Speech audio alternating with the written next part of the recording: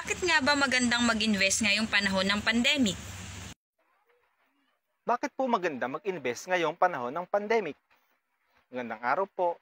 Ito po ulit si Manny Vilenta, isang licensed real estate agent, and I am here to share with you bakit po ba magandang mag-invest ngayong panahon ng pandemic. Para po mas maintindihan natin, hati-hati po natin sa ilang factor. Number 1 po is more discounts and promos.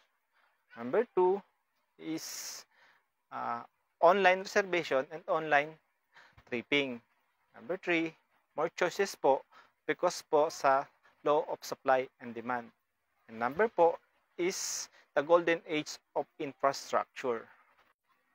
Ngayon po ay himay-himay naman natin ang detalye sa more discounts and promos. Kung kayo po ay kukuha ng bahay at iniisip niyo po na hindi maganda ngayong panahon ng pandemic, nagkakamali po kayo.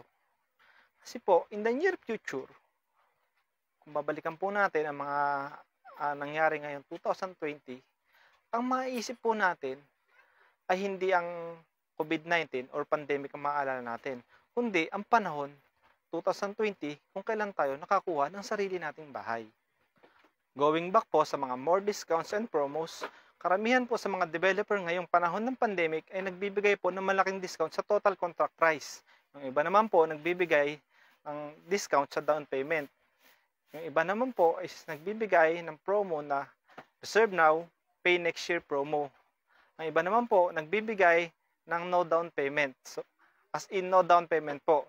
So hihintayin mo na lang po na mata-approve ang loan natin sa Pag-ibig bago po tayo mag-i-start ng amortization. Gaano po ba yung discount na to na makukuha natin ay ino-offer ng mga developer? Para po mas maintindihan natin, we're going to put this in figures. Isa-isahin po natin. Mag-base na lang pa tayo sa halaga na 1 million para mas madali nating maintindihan. So let's say po, ang halaga ng unit ay 1 million pesos. So, normally po, ang isang developer ay nagbibigay ng more or less 20% increase sa kanilang mga binebenta na unit in a year. Minsan po, hinahati niyan in 3 or 4 tranches in a year.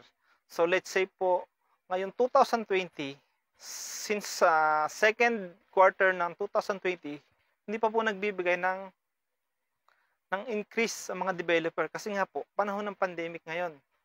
So, kung tutuusin po natin, nasa fourth quarter na po tayo ng 2020.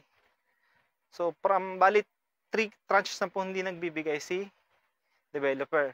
Let's say po, sa 1 million, 20% ay sa hatiin po yan sa 4. So, 5% po isang quarter. So, kung 3 quarter po hindi pa siya nakakapagtaas, it's 15% po of total contract price. 15% po ng 1 million is 150,000.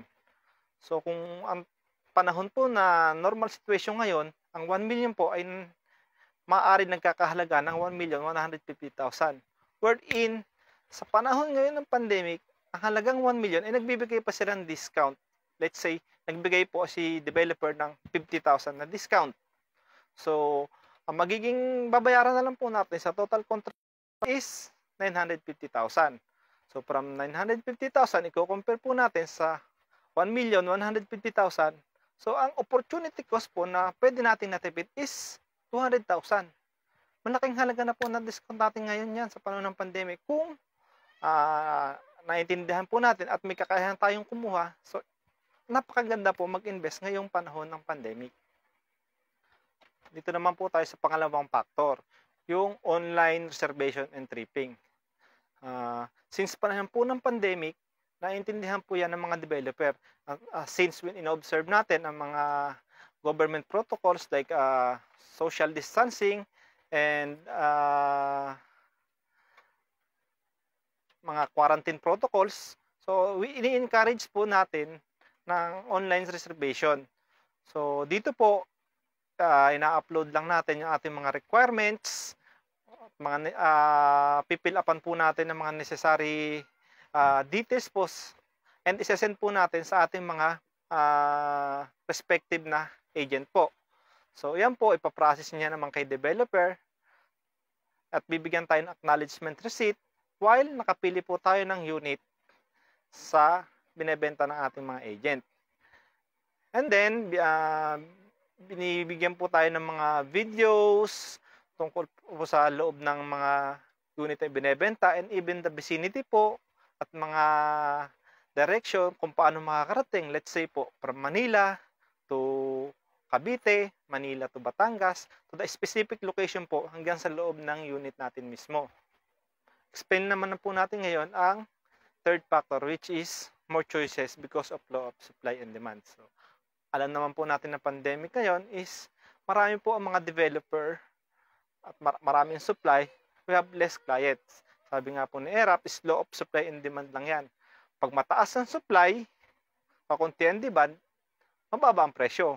Pag mataas ang demand, kakunti ang supply, mababa ang presyo. So ngayon pong panahon ng pandemic, naintindihan natin yan, na mas mababa ang presyo ng mga property ngayon. So mas marami po ang pagkakataon natin makakapili ng mga unit or mga projects kasi nga po we have more supply rather than demand. Pang-apat naman po is paano po naman po makaka-apekto itong golden age on infrastructure sa pag-avail natin ng property. So, ngayon pong panahon ng pandemic at panahon din ng golden age of infrastructure, so, kabi-kabila po ang mga project ng pagpapaunlad ng economy. Nandiyan po yung mga kabi-kabilang mga ginagawang highways, interlink bridge, subways, railways, airports, and many more projects po that will in the future will affect the value of our property. So kung isa ka po sa makakapag-invest ngayong panahon ng pandemic, so congratulations po. You're on your way po. Isa ka po sa unang makaka-enjoy ng benefit pag natapos po ang mga project na ito ng ating kasalukuyang administrasyon. So, iyan lang po ang mai-share natin for today. Muli po, ito si Manny Violenta, isang licensed real estate agent na makakasama nyo po at makakatulong nyo po sa paghanap at pagkakaroon ng sarili nyong pangarap na bahay. Magandang araw po sa ating lahat at God bless po.